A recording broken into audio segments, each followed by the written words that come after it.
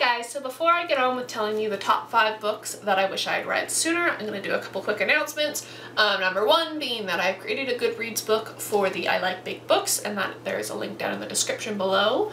Number 2 is that there's going to be no Friday reads this week, simply because I went to go edit part 2 of my book tour, and it's 44 minutes long, so I'm going to split it into 2 parts, and part 2 is going to go up on Friday, and part 3 is going to go up on Monday, so that way the whole tour will take place over 3 parts. I don't know quite why it's so long.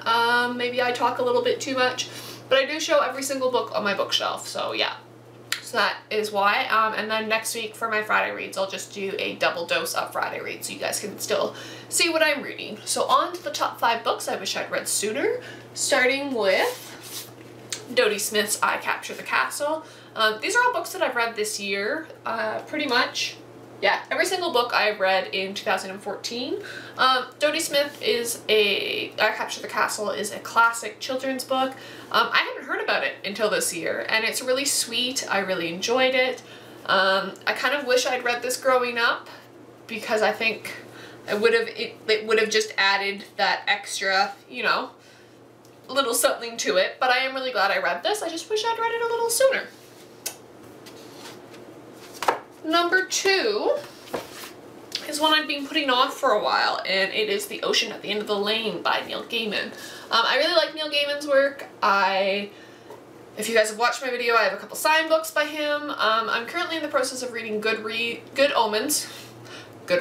Slip of the tongue. No, I'm currently in the process of reading Good Omens, which I'm not enjoying as much. But this one I read at the beginning of the year. I'd put it off for a while. Like, I saw that it had come out, and I kind of put it off for like a year to read.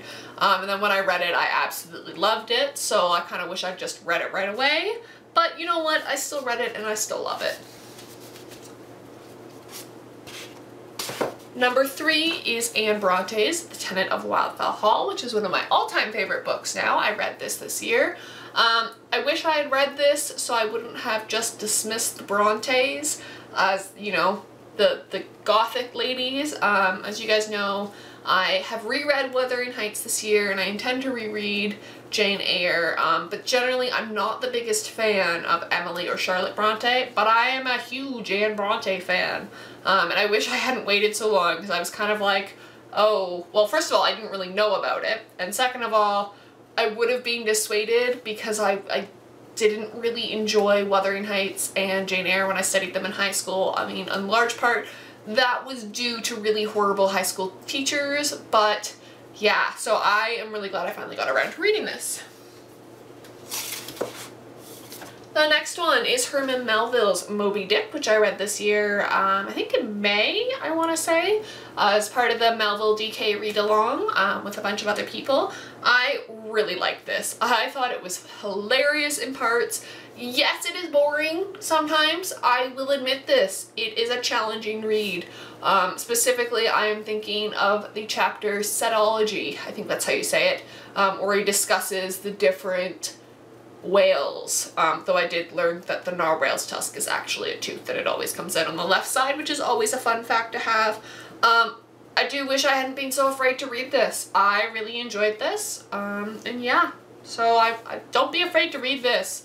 You can skip over the really boring chapters and not miss much. I promise, just as long as you stick with the story.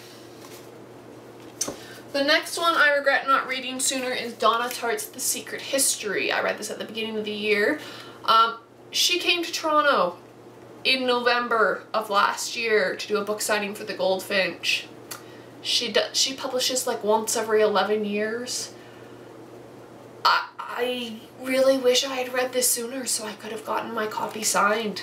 Yeah, I missed her by like a couple months. I hadn't read any Donna Tartt until like January. I think I read this for Better Books in January, and yeah, I'm really sad I missed her because I just hadn't read any of her work. So, but I really enjoyed it. So yeah, so those are my top 5 books I wish I had read sooner. Mostly because I really enjoy them, and some of them are some of my favorite books. Others because I really wish I could have gotten my copy signed.